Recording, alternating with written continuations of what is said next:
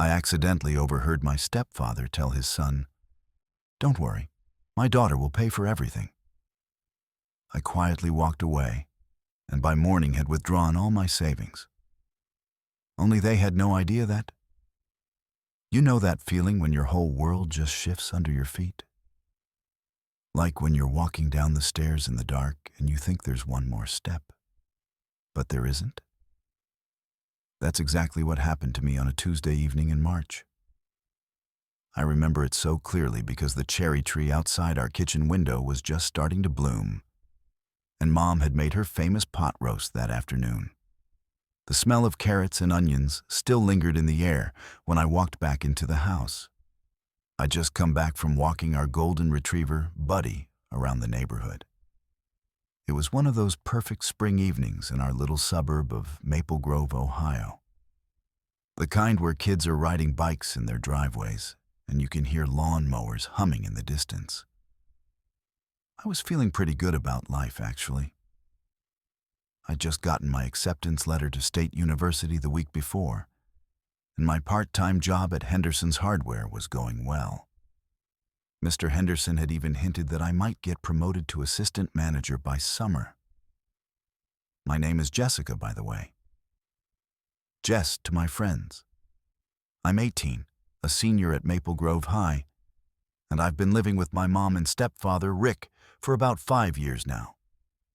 Rick married my mom when I was 13, right after my real dad passed away from cancer.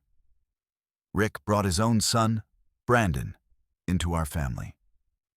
Brandon's 22 now, fresh out of college with a business degree, and honestly, he's always been kind of distant with me. Not mean, just not really interested in having a little sister, you know. But Rick was different. From day one, he treated me like his own daughter. He came to my soccer games, helped me with math homework when I was struggling in freshman year, and even taught me how to drive stick shift in his old pickup truck. When other kids at school would make jokes about having a stepdad, I'd defend Rick fiercely. "He's not my stepdad," I'd say. "He's my dad." And I meant it. That's why what happened next hit me so hard. I was unlacing Buddy's leash in the mudroom when I heard voices coming from Rick's home office. The door was slightly open, and I could see the warm yellow glow of his desk lamp spilling into the hallway. Rick was on the phone, and Brandon was sitting in the leather chair across from his desk. I wasn't trying to eavesdrop, I swear. I was just putting Buddy's leash away when I heard Brandon's voice, stressed and urgent. "Dad, I don't know what I'm going to do. The payment's due in 2 weeks, and I'm still short $8,000. The car loan, the credit card bills, that money I borrowed from Kevin for the apartment deposit. It's all coming due at once." I froze. Brandon was in debt? This was news to me. As far as I knew, Brandon had landed a good job at some marketing firm downtown right after graduation. He drove a brand new Honda Civic and always seemed to have money for clothes and going out with friends.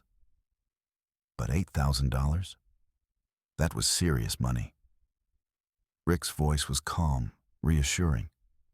The same tone he used when I'd come to him crying about failed tests or friendship drama. "Brandon, son, don't panic. We'll figure this out. You know I'd help if I could. But things are tight right now with Jessica's college tuition coming up and your mother's medical bills from last year." I know, Brandon interrupted. "I shouldn't have spent so much on that stupid spring break trip to Florida, and the new laptop, and those concert tickets. I just thought I'd have more time to save up before everything came due." There was a long pause. I held my breath, feeling guilty for listening but unable to move away. Buddy sat patiently at my feet, his tongue hanging out, completely unaware of the tension I was feeling. Then Rick spoke again, and his words changed everything. "Look, Brandon, don't worry about it. Jessica's been saving up money from her job for the past 3 years. She's got quite a bit tucked away in her savings account. I've seen the statements when they come in the mail. She won't mind helping out her big brother, especially since she's family now. My daughter will pay for everything. The blood drained from my face. My daughter will pay for everything, just like that. Like it was already decided. Like my 3 years of working 25 hours a week at Henderson's Hardware, saving every penny I could, meant nothing.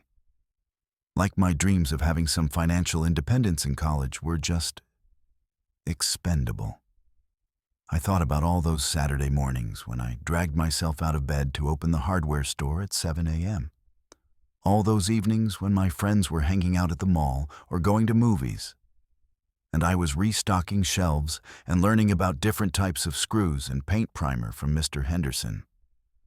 I'd saved $11,437. I knew the exact amount because I checked my balance obsessively, proud of every single dollar I'd earned. "Are you sure she'll be okay with that?" Brandon asked. "I mean, that's her college money, right?" Rick laughed, not meanly, but casually, like it was no big deal.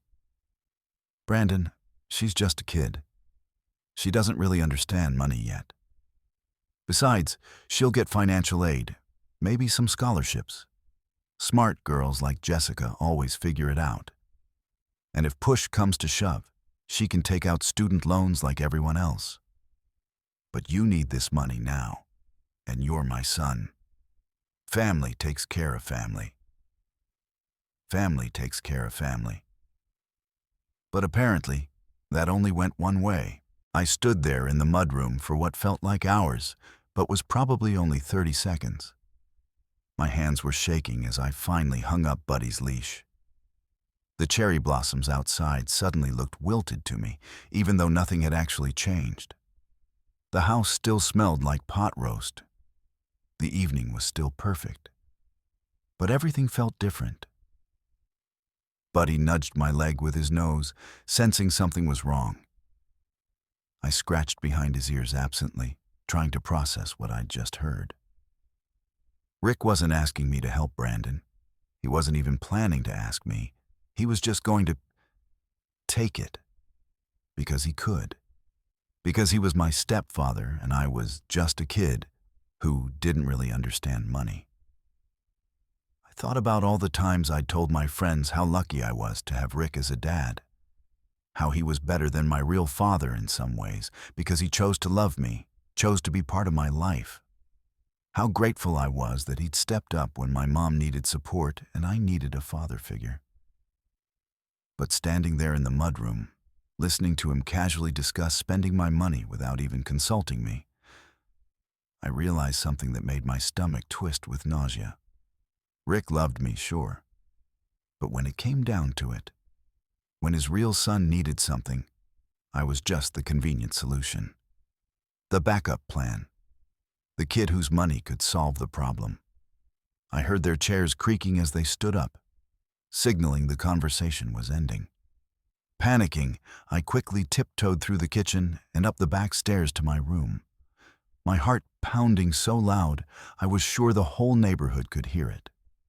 I closed my door softly and sat on my bed, staring at the acceptance letter from State University that was still pinned to my bulletin board. $11,437. 3 years of early mornings and late nights. 3 years of saying no to shopping trips and concerts and spring break plans. 3 years of dreaming about starting college with a solid financial foundation, maybe even having enough left over for a car or a nice laptop.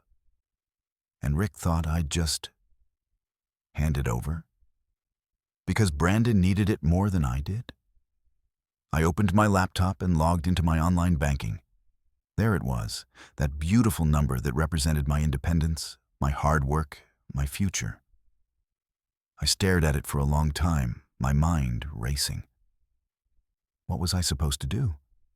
Confront Rick? Pretend I hadn't heard anything? Wait and see if he actually asked me for the money?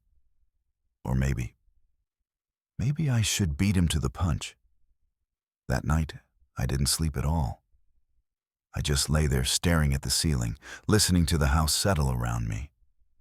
Every creak and groan seemed amplified, like the house itself was holding its breath.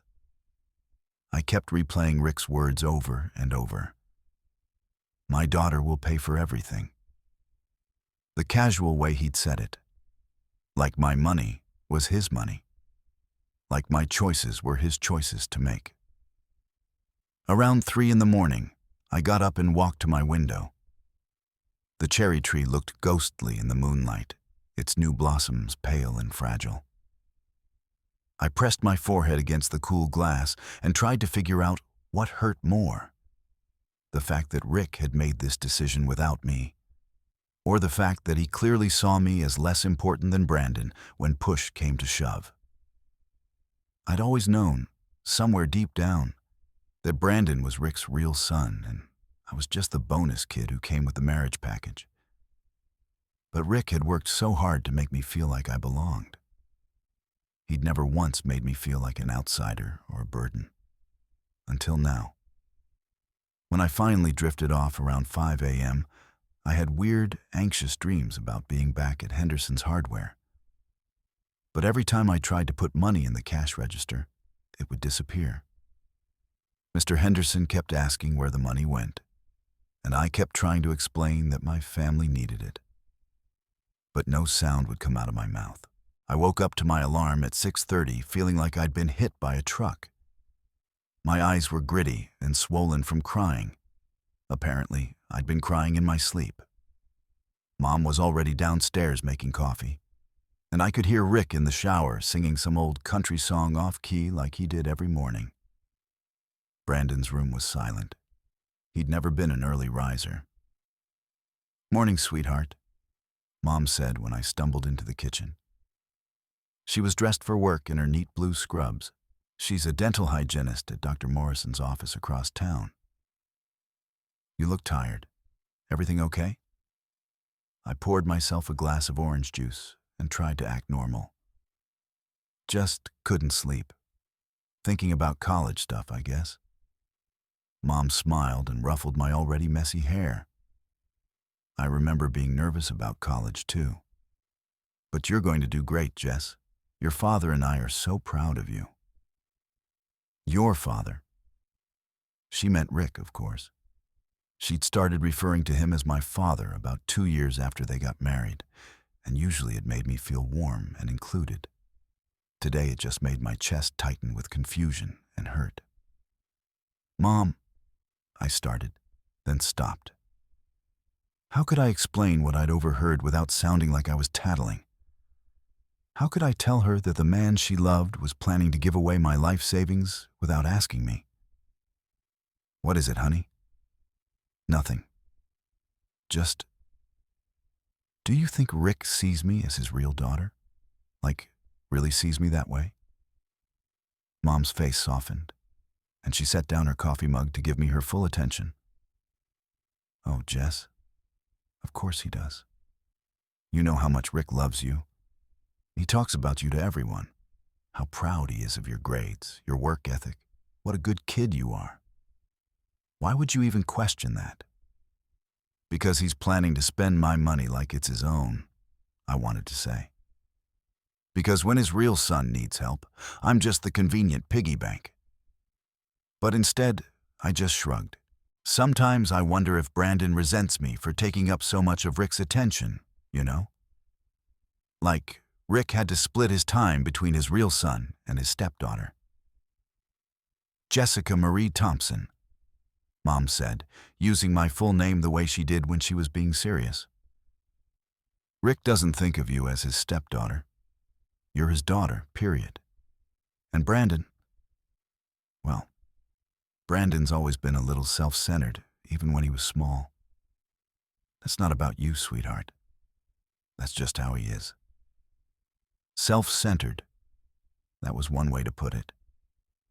I thought about Brandon's expensive car, his designer clothes, the way he never offered to help with chores or family expenses, even though he had a full-time job now. The way he'd racked up $8,000 in debt and just assumed his family would bail him out.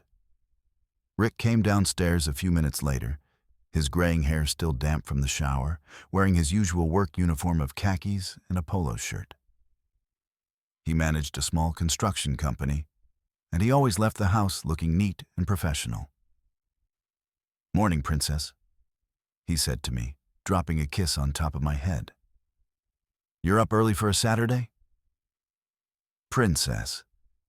He'd called me that since I was 13. Usually it made me smile. Today it felt patronizing. "Couldn't sleep," I mumbled, not looking up from my orange juice.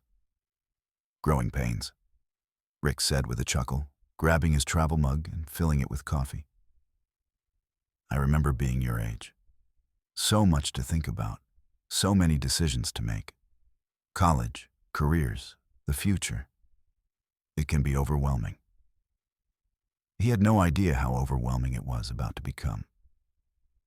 After Mom and Rick left for work, I found myself alone in the house with Brandon, who finally emerged from his room around 10 a.m., looking rumpled and hungover.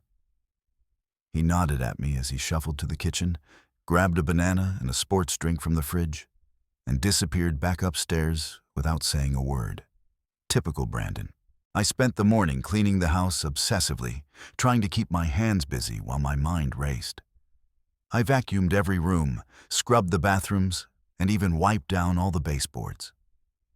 Physical activity usually helped me think, but today it just made me more agitated. Around noon, I decided I needed to get out of the house.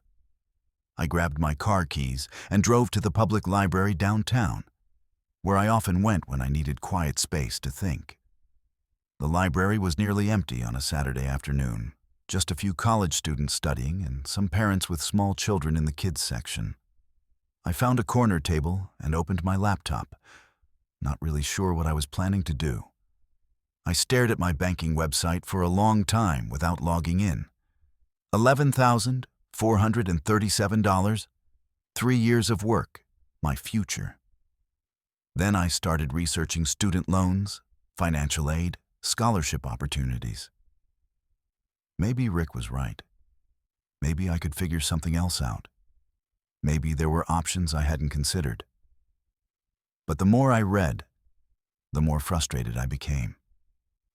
Student loans meant debt, lots of debt, with interest that would follow me for years after graduation. Most scholarships required maintaining specific GPAs. And what if I struggled academically? What if I wanted to change majors or take a lighter course load to work part-time? I'd been so careful, so responsible. I'd worked hard and saved diligently, precisely because I wanted to avoid the financial stress that so many college students faced. I wanted to focus on my studies without constantly worrying about money. I wanted the security that came with having savings, and Rick wanted to give that security away. To Brandon, who'd blown his money on spring break trips and concerts and expensive gadgets. The injustice of it made my hands shake with anger. I closed the laptop and walked outside, needing fresh air. The afternoon was warm and sunny, the kind of day that should have made me feel hopeful about the future. Instead, I felt like I was standing at a crossroads, and both paths looked scary. Path 1. Go home, pretend I hadn't overheard anything, and wait to see what Rick would do. Maybe have a conversation with him about Brandon's debt, hope he'd ask for my permission before touching my money. Risk having my savings disappear anyway, because what could I really do to stop him if he was determined? Path 2.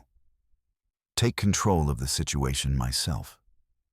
I walked back into the library and logged into my banking again. This time, I didn't just stare at the balance. I started researching banks in the next town over. Banks where Rick didn't have any connections, where he couldn't charm a teller into giving him information about my account.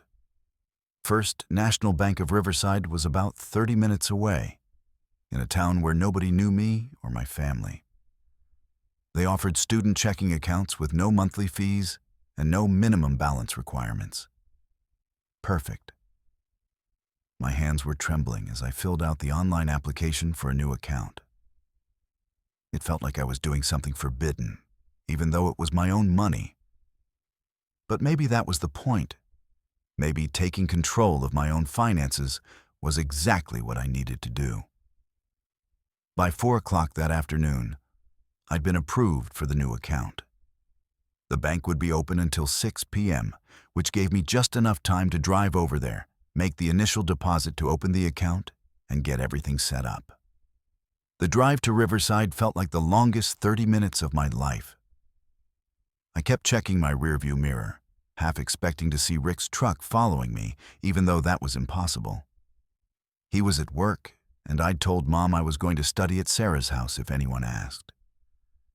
The bank was quiet and professional, all polished marble and soft lighting. A friendly woman named Mrs. Peterson helped me open the account, and she didn't ask any questions about why an 18-year-old was opening a new checking account in a different town. She just smiled and processed the paperwork efficiently. "You'll be able to access your account online immediately," she explained. "But your debit card will arrive in the mail within 7 to 10 business days. In the meantime, here's a temporary card you can use for transactions." I nodded, clutching the temporary debit card like it was a lifeline, which I guess it was. "Will you be making a deposit today?" Mrs. Peterson asked. This was it, the moment of no return. "Yes," I said, my voice steadier than I felt. "I'd like to make a transfer from my other account." The transfer took exactly 3 minutes and 47 seconds. I know because I watched the clock on the bank's wall the entire time, my heart hammering against my ribs like a caged bird. 3 minutes and 47 seconds to move $11,437 from the account Rick had access to an account that was mine alone. When Mrs. Peterson handed me the receipt, my hands were shaking so badly I could barely hold the paper. There it was in black and white. My entire life savings, safe in an account that Rick couldn't touch, couldn't even know about. "Is everything all right, dear?" Mrs. Peterson asked, her kind eyes showing genuine concern. "You look a little pale." I forced a smile. "I'm fine. Just nervous about starting college, I guess. Big changes, you know." She nodded sympathetically. "I remember when my daughter went off to state. Scary but exciting. You'll do wonderfully, I'm sure." I drove home in a daze, that receipt burning a hole in my purse. The familiar streets of Maple Grove looked different somehow, like I was seeing them through new eyes. The Henderson's Hardware where I'd worked so hard. The high school where I'd spent 4 years dreaming about my future. The neighborhoods where I'd delivered newspapers as a kid, earning my first dollars. It all felt like it belonged to a different person. The trusting stepdaughter who believed her family would always have her back. Who never questioned whether Rick's love came with conditions. Who thought family meant everyone looking out for everyone else equally. When I pulled into our driveway, Brandon's car was gone. Probably out with friends, spending money he didn't have on things he didn't need. The irony wasn't lost on me. Mom was in the kitchen starting dinner preparations when I walked in. "How was studying at Sarah's?" she asked, without looking up from the onions she was chopping. "Good," I lied, hanging my keys on the hook by the door. "We got a lot done." "That's wonderful. Rick should be home soon, and Brandon said he might be out late tonight. So it'll just be the 3 of us for dinner. I'm making that chicken casserole you like." The normalcy of it all felt surreal. Mom chatting about dinner plans while I stood there with a secret that felt like it was going to explode out of my chest. Rick would be home soon, probably in a good mood, maybe asking about my day and telling jokes during dinner. Playing the loving stepfather while planning to raid my bank account. I went upstairs to my room and sat on my bed, staring at that bank receipt. The smart thing to do would be to hide it somewhere safe, maybe in my desk drawer with my important papers. Instead, I just held it, reading those numbers over and over. Around 6:30, I heard Rick's truck in the driveway. Then his heavy footsteps on the front porch, his keys jingling as he unlocked the door, his voice calling out his usual greeting, "Honey, I'm home. How are my favorite girls?" My stomach twisted. His favorite girls. Did that include the girl whose money he was planning to steal? Or just the girl he thought would be too naive and trusting to stop him? "Jess," he called up the stairs, "come down and tell your old man about your day." I took a deep breath, folded the receipt carefully, and slipped it into my jewelry box. Then I went downstairs, putting on the same smile I'd been wearing for 5 years. The smile of the grateful stepdaughter who knew how lucky she was. Rick was sitting at the kitchen table, still in his work clothes, drinking a beer and chatting with Mom about his day. When he saw me, his whole face lit up the way it always did. For a split second, I felt a stab of guilt so sharp it took my breath away. This man who'd raised me, loved me, supported me through high school. Was I overreacting? Was I being ungrateful? Then I remembered his words. My daughter will pay for everything. The casual certainty in his voice, the way he dismissed my financial future like it was nothing.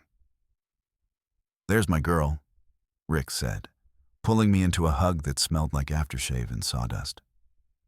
"Good day at Sarah's?" "Yeah, really productive," I said, hating how easily the lies were coming now. We had dinner like always. Rick told funny stories about the job site, a house they were building for some wealthy family who kept changing their minds about everything. Mom shared gossip from the dental office. I pushed food around on my plate and tried to act normal. "You're quiet tonight, princess," Rick observed halfway through the meal. "Everything okay?" "Just tired. I'm thinking about college stuff." "Speaking of college," Rick said, and my blood turned to ice. "Have you given any more thought to your financial planning? Tuition, room and board, all that?" Was this it? Was he going to bring up Brandon's debt right here at the dinner table? "I think I'm in pretty good shape," I said carefully. "I've got my savings, and I'll probably qualify for some financial aid." "That's my responsible girl," Rick said with pride. "You've always been so good with money, much better than I was at your age. Much better than Brandon is now," I thought, but didn't say. "Actually," Rick continued, my heart started pounding. "I've been thinking about that. Your savings account. Maybe we should look into some better investment options. CDs, maybe a money market account, something that earns more interest than that basic savings account." I nearly choked on my water. He was fishing, trying to get me to talk about how much money I had in my account. Probably planning to suggest moving it somewhere he'd have easier access to it. "I'm okay with the savings account for now," I said. "I like knowing the money is safe and accessible if I need it." "Smart thinking," Rick agreed. "But you know, if you ever needed to access that money for any reason, emergency, family situation, anything like that, you'd tell me, right? We're a family. We help each other out." There it was. Not quite a direct request, but definitely a setup. He was planting seeds, preparing me for the conversation where he'd ask me to bail out Brandon. "Of course," I said, meeting his eyes steadily. "Family helps family." He smiled, satisfied. If only he knew that his stepdaughter had learned to play chess too. After dinner, I helped Mom with the dishes while Rick watched the news. It was such a normal evening, so perfectly ordinary. But I felt like I was acting in a play, saying all the right lines while my real thoughts churned beneath the surface. Later that night, after Rick and Mom had gone to bed, I sat in my room with my laptop and started researching. Not colleges or financial aid this time, but legal stuff. What were the rules about parents accessing their minor children's bank accounts? What rights did step-parents have to funds that weren't technically theirs? What I found made my stomach drop. In Ohio, if Rick was listed as a joint account holder or had signed as a guardian when I'd opened the account as a minor, he could legally access my money. I tried to remember the day we'd gone to the bank to set up my savings account when I was 15. Rick had come with me, helped me fill out the paperwork, signed something. My mouth went dry. I grabbed my purse and pulled out my wallet, looking for my debit card from the old account. There, in tiny print along the bottom, were both our names. Jessica Thompson and Richard Thompson. Joint account holders. He could take my money anytime he wanted. Legally. Without even telling me until after it was gone. The room felt like it was spinning. I'd moved my savings just in time, without even realizing how urgent the situation really was. If I'd waited, if I'd tried to talk to Rick first, if I'd hesitated even one more day, Brandon's debts would have been paid with my money, and there would have been nothing I could do about it. I closed my laptop and lay back on my bed, staring at the ceiling. Tomorrow was Sunday. Rick usually liked to work on house projects on Sundays, fixing things or doing yard work. Mom often visited her sister in the afternoon. Brandon would probably sleep until noon and then disappear with friends. It would be a normal, peaceful Sunday in the Thompson household. Except that I now had a secret that would change everything. The question was, when would Rick discover that my account was empty? And what would happen when he did? I had a feeling I wouldn't have to wait long to find out. But first, there was something else I needed to do. Someone I needed to talk to. Because if Rick thought he could manipulate me into giving up my future to fix Brandon's mistakes, he was about to learn that his stepdaughter was much smarter than he'd given her credit for, and much less willing to be taken advantage of. Sunday morning came too soon, and not soon enough. I woke up before my alarm, my mind already racing with everything I needed to do. The first thing was to call Mr. Henderson. If my suspicions were right about Rick's plans, I wanted to make sure my job was secure and maybe even see if I could pick up extra hours over the summer. Mr. Henderson answered on the second ring, sounding surprised to hear from me on a Sunday. Jess, everything okay, kiddo? Hi, Mr. Henderson. I'm sorry to call on the weekend, but I wanted to talk to you about something important. Could I come in tomorrow before my shift? Maybe around 9? Of course. You sound serious. Nothing wrong, I hope? Not exactly wrong, just complicated family stuff. I might need to work more hours this summer, if that's possible. Well, we can always use extra help, especially with someone as reliable as you. Don't worry about it, Jess. We'll figure something out. That was Mr. Henderson for you. He'd hired me when I was 15 with zero experience, taught me everything about running a hardware store, and treated me like family. Unlike my actual family, he'd never once made me feel like my contributions didn't matter. Downstairs, Rick was already up, drinking coffee and reading the newspaper at the kitchen table. He looked so normal, so harmless in his weekend clothes.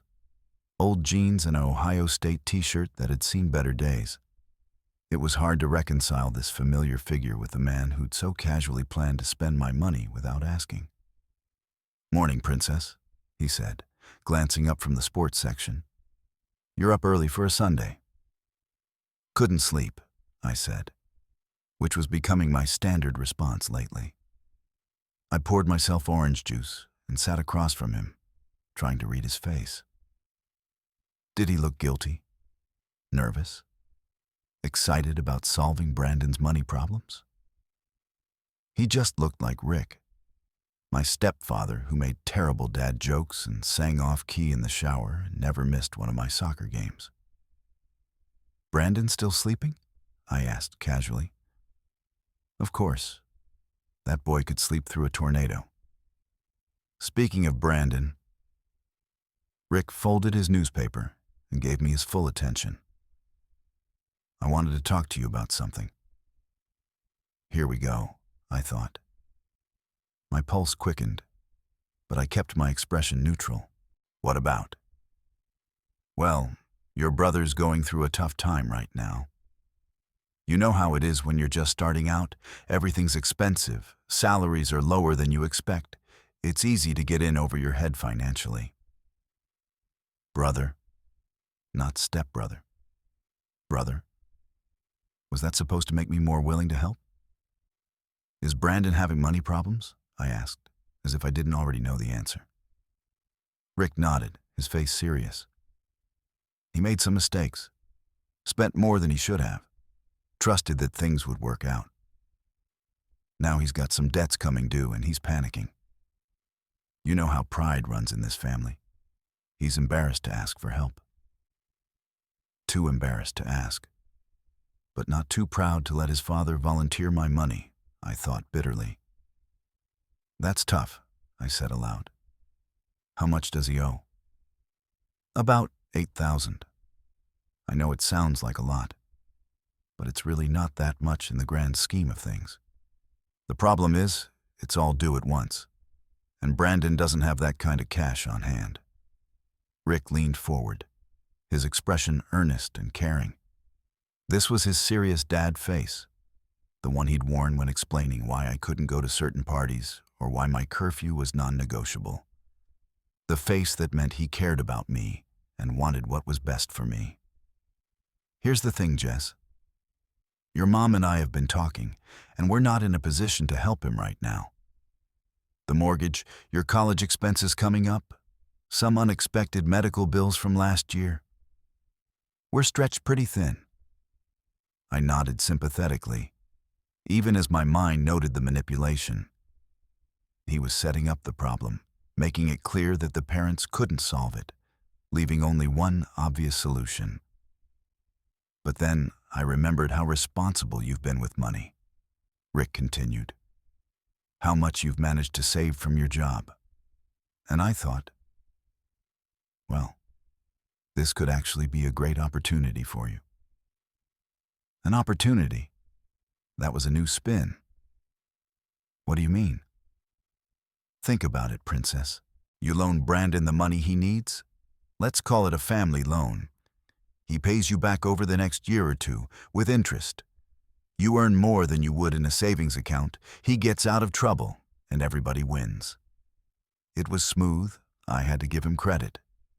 He'd found a way to frame stealing my money as doing me a favor, a learning experience, an investment opportunity.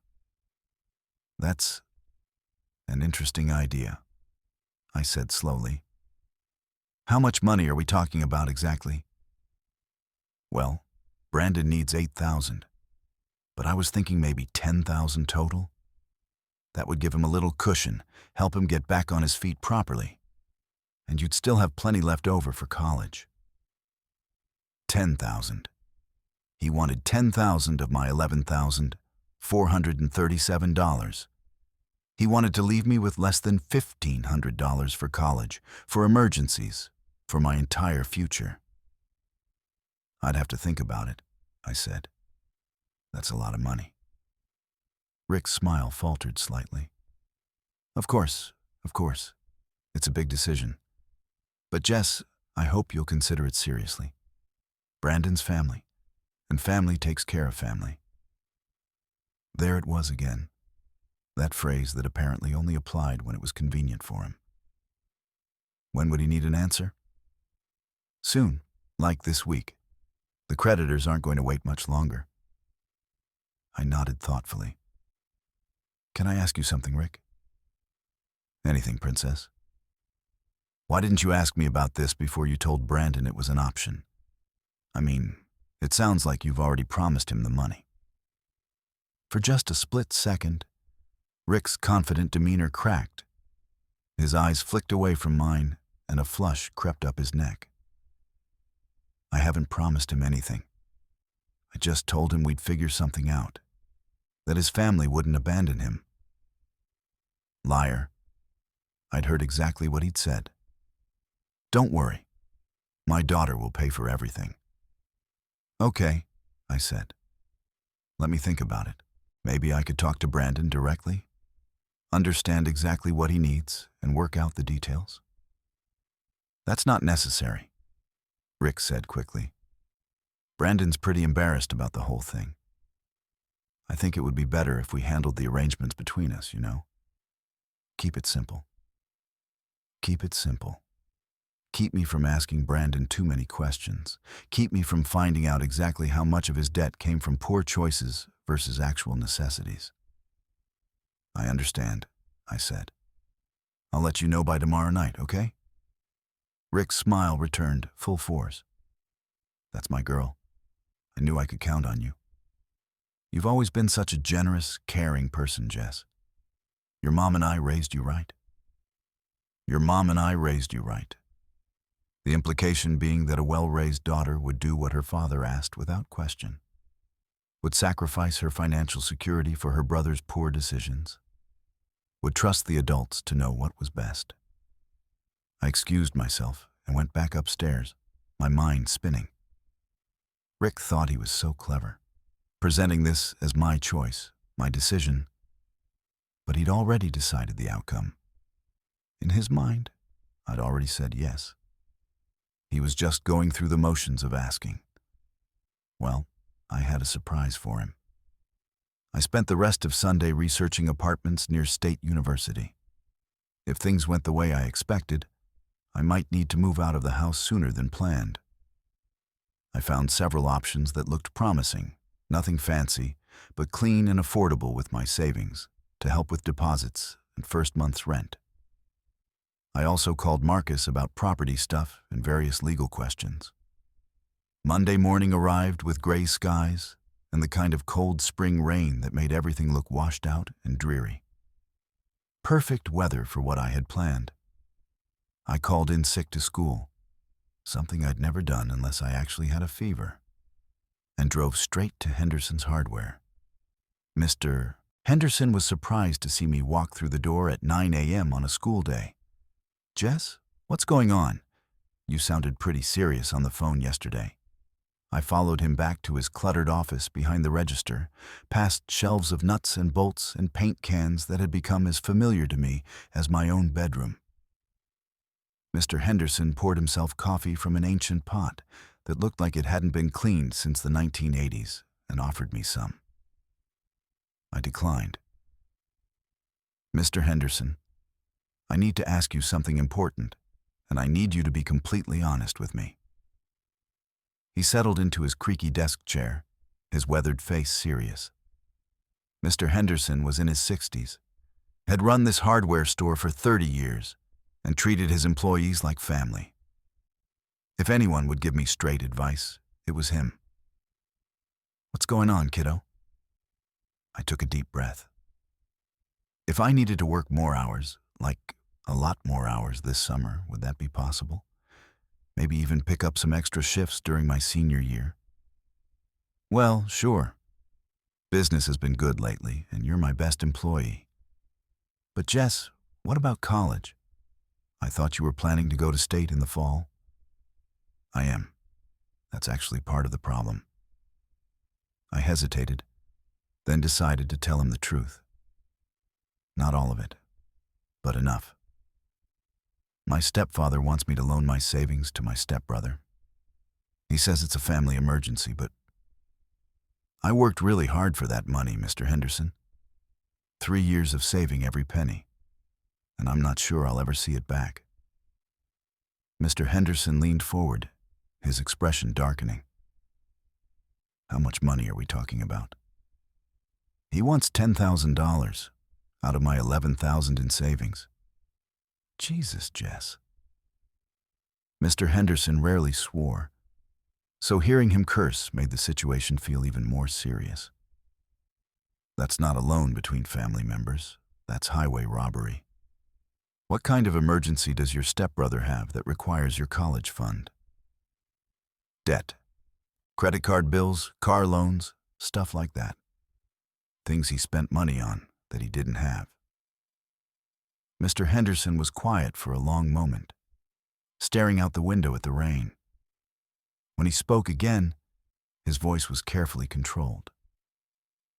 "Jess, I'm going to tell you something, and I want you to listen carefully. In 30 years of running this business, I've seen a lot of families. Good ones, bad ones, and everything in between. And I've learned that anyone who tries to pressure you into giving up your financial security for someone else's poor choices, that person doesn't have your best interests at heart." I felt tears prick my eyes. It was such a relief to hear an adult validate what I'd been feeling. But what if he's right? What if family should help family? What if I'm being selfish? Helping family is bringing soup when someone's sick. Helping family is babysitting so parents can have a date night. Helping family is not giving up your future so someone else can avoid the consequences of their mistakes. Mr. Henderson's voice was firm but kind. "Jess, you've worked harder than any teenager I've ever known. You show up on time, you're responsible, you care about doing good work. You've earned every penny in that savings account. Rick thinks I don't really understand money since I'm just 18. Rick's wrong. You understand money better than most adults I know. You understand that it represents time, effort, sacrifice. You understand that financial independence means freedom to make your own choices. That's wisdom, not naivety." I wiped my eyes with the back of my hand. "So, what do I do?" "First, you protect that money, however you need to do it. Second, if you want more hours here, they're yours. I'll work around your school schedule, and summers you can work as much as you want. Third," Mr. Henderson paused, choosing his words carefully. "Third, you remember that respect is a two-way street. Rick might be your stepfather, but that doesn't give him the right to make financial decisions for you without your consent." I nodded, feeling stronger already. "Actually, there's something else I should tell you. I already moved the money. Yesterday. To a different bank." Mr. Henderson's face broke into the first smile I'd seen from him all morning. "Smart girl. I'm proud of you, Jess. That took courage."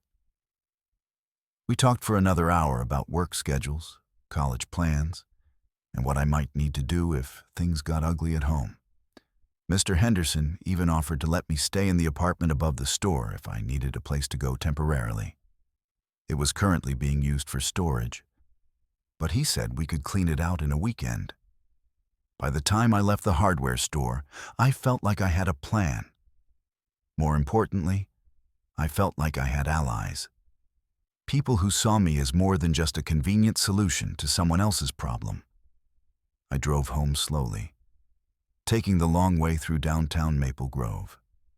Past the elementary school where I'd learned to read, the park where Rick had taught me to ride a bike without training wheels, the ice cream shop where our family had celebrated my 16th birthday. All these places held happy memories with Rick. That's what made this situation so painful. It wasn't like he was some evil villain. He was just a man who loved his biological son more than his stepdaughter and was willing to sacrifice my future to prove it. When I pulled into our driveway, Rick's truck was there. He'd come home for lunch, something he did sometimes when he was working on a job site nearby. My stomach tightened with anxiety. I wasn't ready for another conversation about Brandon's debt. Not yet. But as I walked through the front door, I could hear voices in the kitchen. Rick and Brandon were both there, and they sounded excited about something. "Talked to the bank this morning," Rick was saying. "They said the transfer should be pretty straightforward. We just need Jess to come in with us and sign the paperwork." "When do you think she'll agree to it?" Brandon asked. "I mean, she seemed pretty hesitant yesterday." "She's a good kid," Rick replied. "Once she understands how important this is, she'll do the right thing. Besides, it's not like she needs all that money right now. College doesn't start until fall." I stood frozen in the hallway, listening to them plan my financial future like I wasn't even a person with my own opinions. Like my 3 years of hard work was just numbers on a page, waiting to be redistributed according to their priorities. "What if she says no?" Brandon pressed. Rick laughed, but it wasn't his usual warm chuckle. It sounded calculating. "She won't say no. She's 18, Brandon. She lives in my house, eats my food, drives a car that I pay insurance on. She's not going to bite the hand that feeds her." That's when I realized the truth that had been hiding under all Rick's fatherly affection for 5 years. To him, I wasn't his daughter.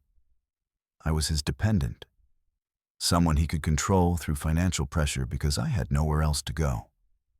Well, Rick was about to learn that his stepdaughter wasn't as helpless as he thought.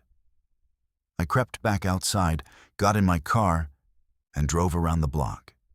Then I came back and made sure to slam the front door loudly enough to announce my arrival. "Hello," I called out. "Anyone home?" "In here, princess," Rick called from the kitchen. When I walked in, he and Brandon were sitting at the table with some papers spread out between them. Bank documents, by the look of it. "Hey," I said casually. "What's all this?" Rick's smile was so warm and genuine, it made my heart hurt. "Just doing some research on that family loan we talked about yesterday. I wanted to make sure we handled everything properly, you know? Set up a payment plan that works for everyone." Brandon nodded eagerly. "Dad's been really helpful. We figured out a way for me to pay you back over 18 months with 3% interest. You'd actually make more money than you would in a regular savings account." I looked at the papers they'd prepared. Payment schedules, interest calculations, even a formal promissory note. They'd thought of everything except actually asking me if I wanted to participate. "This looks very thorough," I said. "But I've been thinking about what you said yesterday, and I'm not sure I'm comfortable with this arrangement." The temperature in the room dropped about 10 degrees. Rick's smile faltered slightly, but he maintained his patient, reasonable tone. "What concerns do you have, sweetheart? Maybe we can work through them together." "Well, for one thing, $10,000 is most of my savings. If something happened and Brandon couldn't pay me back, I'd be in trouble." "Nothing's going to happen," Brandon said quickly. "I've got a steady job now and—" "You had a steady job when you racked up $8,000 in debt," I pointed out.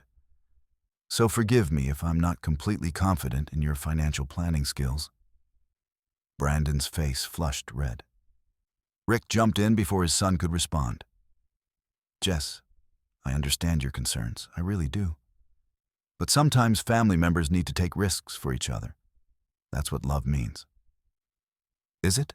I asked. "Because I'm wondering why the risk only goes one way. Why am I the one who has to risk my financial security? Why not you? Why not Mom?" "Because we don't have that kind of liquid cash available right now," Rick said, his patience starting to wear thin. "You know we're stretched with the mortgage, your college expenses. My college expenses that you now want me to pay for myself because you're giving my money to Brandon?" The mask slipped completely. Rick's reasonable facade cracked, and for the first time in 5 years, I saw something cold in his eyes. "Jessica, you're being selfish. Brandon is your brother, and he needs help. This family has given you everything: a home, food, clothes, love. Don't you think you owe us something in return?" There it was. The truth I'd been dreading. Love with strings attached. A family membership that came with financial obligations. "You're right," I said quietly. "This family has given me a lot, and I've tried to give back. Good grades, helping with chores, working hard, staying out of trouble. But apparently that's not enough. Apparently I also owe you my life savings." "That's not what I said." "That's exactly what you said." I looked directly at Rick, This man who had walked me down the aisle at homecoming, who had taught me to drive, who had been there for me through heartbreaks and triumphs. You said I owe this family. You said I should be grateful. You never said I was family. You said I owed family. Rick opened his mouth to argue, but I wasn't finished. And you know what? You're absolutely right about one thing. I do live in your house. I do eat your food. I do drive a car that you pay insurance on. I reached into my purse and pulled out my car keys, setting them on the table next to the bank documents. So, I guess I better start making some changes. Both Rick and Brandon stared at the keys like they were a snake that might bite them. Jess, what are you doing? Rick asked, his voice carefully controlled. I'm giving you back your leverage, I said. I'm 18. I'll find my own place to live, buy my own food, get my own car insurance. That way, you won't have to worry about me being ungrateful anymore. You can't be serious, Brandon said. Where are you going to live? How are you going to afford college? I smiled at him. With my savings. You know, that money you think I should just hand over because we're family? Turns out it's enough to get an apartment, buy a used car, and still have money left for college. Funny how that works. Rick's face had gone very pale. Jessica, sit down. Let's talk about this rationally. You're upset, and you're not thinking clearly. I'm thinking more clearly than I have in years, I said. I'm thinking about how I spent 3 years working my ass off to save money for college, and how you decided I should spend it on Brandon without ever asking me. I'm thinking about how you told him not to worry because your daughter will pay for everything. I'm thinking about how you plan to take me to the bank tomorrow and pressure me into signing away my future. Rick's mouth fell open. You heard us talking? Saturday night, in your office, every word. The silence stretched between us like a chasm. Rick looked like he'd been punched in the stomach. Brandon looked between us, finally understanding that his debt relief plan was crumbling in real time. Jess, Rick said finally, his voice rough. Let me explain. Explain what? How you love me like a daughter, but only when it's convenient?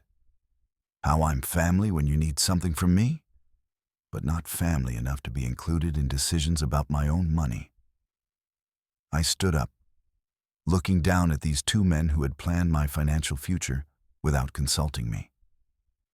Who had taken my love and trust and tried to turn it into an obligation? Here's what's going to happen, I said. I'm going upstairs to pack some things. Then I'm going to stay with a friend tonight. Tomorrow, I'm going to find an apartment and a lawyer. A lawyer? Rick's voice cracked. Jess, why do you need a lawyer? To make sure you can't access my money, ever. I picked up my car keys from the table. Oh, and Rick, don't worry about Brandon's debt. I'm sure you'll figure something out. After all, family takes care of family, right? I walked toward the stairs, my heart pounding but my steps steady. Behind me, I could hear Rick calling my name, his voice desperate now. But I didn't turn around. It was time to find out who Jessica Thompson really was when she wasn't trying to be the perfect, grateful stepdaughter. And I had a feeling I was going to like her a lot more. The next morning, I woke up on Sarah Mitchell's couch with sunlight streaming through her family's living room windows. Sarah had been my best friend since middle school, and when I'd called her crying the night before, she'd immediately told me to come over. Her parents, Mr. and Mrs. Mitchell, had always treated me like another daughter, and they'd listened to my story with the kind of outrage I'd been hoping to see from my own family. That man has some nerve, Mrs. Mitchell had said, shaking her head. Taking advantage of a hard-working young woman like that, and his own stepdaughter. Mr. Mitchell, who worked in banking, had been even more direct. Jess, what Rick was planning to do might not be illegal, but it's sure as hell unethical. You did the right thing protecting your money. Now, lying on their couch in yesterday's clothes, I felt simultaneously empowered and terrified. I'd stood up for myself, but I'd also potentially blown up my entire life. I had nowhere to live, no way to get to school, and a family that probably hated me. My phone had been buzzing all night with calls and texts from Rick and Mom. I hadn't answered any of them. I wasn't ready to hear Rick's explanations or Mom's attempts to smooth things over. I needed time to think, to plan, to figure out what came next. Mrs. Mitchell knocked softly on the living room door frame. "How are you feeling this morning, sweetheart?" "Like I just jumped off a cliff and I'm not sure if I'm flying or falling," I admitted. She sat down in the armchair across from the couch, holding 2 cups of coffee. "That's exactly how you should feel. Making a big decision like this, standing up for yourself against people you love, it takes courage. But it also hurts." I accepted the coffee gratefully. Did I do the right thing? Sometimes I wonder if I'm just being stubborn and selfish. "Jess, honey, let me tell you something. I've known you for 6 years now. I've watched you work harder than any teenager should have to work. I've seen you sacrifice social activities to save money, turn down shopping trips and concerts because you were focused on your future. If anyone has earned the right to control their own money, it's you." She was right, but it still felt scary to be completely on my own at 18. What if I can't make it work? What if I can't find an affordable place to live or manage college and a job and everything else? Mrs. Mitchell smiled. "Then you'll figure it out. Because that's what smart, determined people do. They figure it out." After breakfast, I called Mr. Henderson to let him know I'd definitely be taking those extra hours he'd offered. Then I spent the morning looking at apartment listings online. Sarah helped me make a list of places to visit, and by noon we'd scheduled appointments to see 3 different apartments that afternoon. The first apartment was a disaster, tiny, dirty, and in a sketchy part of town. The second was better but too expensive for my budget. The third was perfect. It was a small 1-bedroom place above Mrs. Romano's bakery downtown, just 6 blocks from Henderson's Hardware. Mrs. Romano was a sweet Italian woman in her 70s who'd been running the bakery for 40 years. The apartment was clean, furnished with basic furniture, and filled with the incredible smell of fresh bread from downstairs. "You seem like a nice girl," Mrs. Romano said as she showed me around. "Quiet, responsible. And I like supporting young people who are working their way through college." The rent was $400 a month, including utilities. I could afford that easily with my savings and my job at the hardware store. Mrs. Romano said I could move in immediately if I wanted. Standing in that little apartment, looking out the window at downtown Maple Grove, I felt something I hadn't expected. Excitement. This wasn't just an escape from a bad situation. This was independence. This was my own place, my own life, my own choices. "I'll take it," I told Mrs. Romano.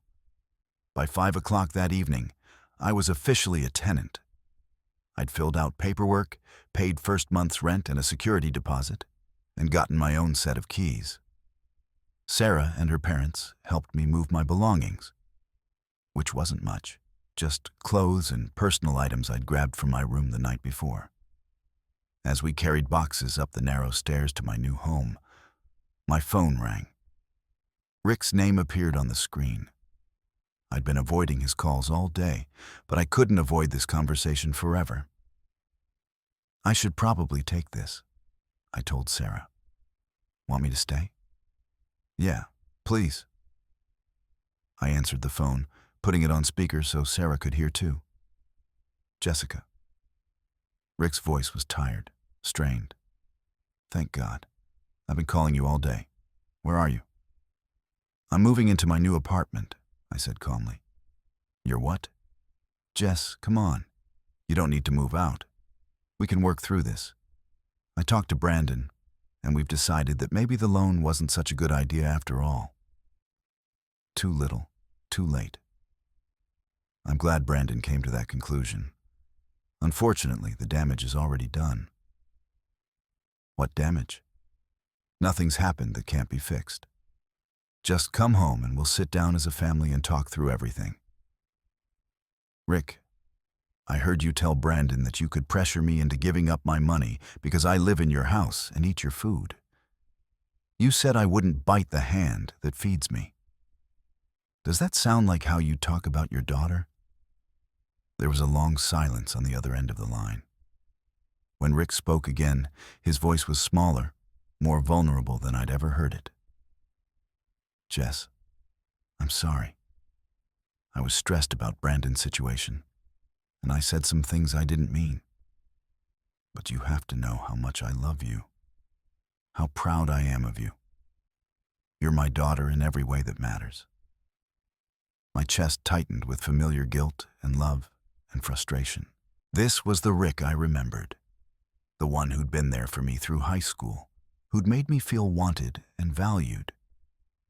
But I couldn't let sentiment override what I'd learned about his true priorities. If I'm your daughter in every way that matters, then why were you planning to take my money without asking me? Why did Brandon's needs automatically trump mine? Why wasn't I included in the family meeting where you all decided how to spend my savings? Because you're young, and I thought I was protecting you from having to make such a difficult decision. No, Rick. You thought I was too young and naive to say no. You thought you could manipulate me into giving up my future to fix Brandon's mistakes. And maybe 6 months ago, you would have been right. But I'm not that person anymore. I could hear him breathing heavily on the other end of the phone. When he spoke again, there was desperation in his voice that broke my heart. Jessica, please, don't throw away our family over money. Don't let this destroy everything we've built together. I'm not throwing away our family over money, Rick. You did that when you decided Brandon's financial problems were more important than my financial security. When you decided that being my stepfather gave you the right to make decisions about my life without consulting me. Where are you going to live? How are you going to manage on your own? I'll figure it out. I'm 18, I have a job, and I have savings that are actually mine to spend. I'll be fine. And college? I'll still go to college. I'll just pay for it myself, with money I earned myself, the way I always planned to. Rick was quiet for a long time. When he finally spoke, his voice was barely a whisper. I never meant for things to go this far. I wanted to help my son. He's been struggling, and I thought. You thought it would be easier to solve his problems with my money than to let him face the consequences of his choices. I understand, Rick. I do. Brandon is your son, your blood. I get why his needs would come first. That's not true. You're both my children. No, Rick. I'm your stepdaughter who you love very much. But when it came down to a choice between his future and mine, you chose his. And that's okay. I understand. But I also can't pretend it didn't happen. The silence stretched between us, filled with 5 years of complicated history. Love and resentment, gratitude and betrayal, all tangled up together. Can I at least see you sometime? Talk in person? Maybe, eventually, but not right now. I need some time to figure out who I am when I'm not trying to be the perfect, grateful stepdaughter. After I hung up, Sarah and I sat in my empty new apartment, surrounded by boxes and possibilities. "How do you feel?" she asked. I considered the question carefully. "Free," I said finally. "Scared, but free. Like I just found out I've been living in a cage I didn't even know existed." "What's next?" I looked around my little apartment. My apartment, paid for with my money, chosen by me. Next, I start my real life. I figure out how to be an adult on my own terms. I go to college and study what I want to study. I build a life where nobody gets to make financial decisions for me except me. Sarah smiled. "That sounds pretty amazing, actually." "Yeah," I said, surprising myself with how much I meant it. "It really does." That night, I lay in my new bed in my new apartment, listening to the unfamiliar sounds of downtown Maple Grove. Cars passing by, the occasional voice on the sidewalk, the settling sounds of an old building. It was different from the suburban quiet of Rick and Mom's house, but it wasn't scary. It was just different. I thought about everything that had led me to this moment. The overheard conversation, the betrayal, the realization that the love I'd thought was unconditional actually came with strings attached. The decision to move my money, to stand up for myself, to choose independence over security. I thought about Rick, probably lying awake in his bed, wondering how his plan to help Brandon had exploded so spectacularly. I thought about Mom, caught in the middle between her husband and her daughter. I thought about Brandon, finally understanding that his debt was his own responsibility to handle. And I thought about myself. 18-year-old Jessica Thompson, hardware store employee, future college student, apartment renter, independent adult. Someone who'd learned that love without respect isn't really love at all. Someone who discovered that family isn't just about blood or marriage certificates, but about who shows up for you when it matters. Mr. and Mrs. Henderson had shown up for me. The Mitchells had shown up for me. Mrs. Romano had shown up for me, offering me a place to live when I needed it most. Rick had shown up for Brandon. And that was okay. That was his choice. But it was also my choice not to sacrifice my future to make his choice easier. 3 months later, I started my freshman year at State University. I paid my tuition with money I'd earned working at Henderson's Hardware. I bought my textbooks with money I'd saved over 3 years of early morning shifts and late-night inventory counts. I furnished my dorm room with items I'd chosen and purchased myself. Rick and I eventually started talking again, carefully and slowly. Mom and I never stopped talking, though our relationship became more complicated. Brandon got a second job and started paying down his debt gradually, the way responsible adults do. And me? I learned something that no amount of money could buy. What it feels like to bet on yourself and win.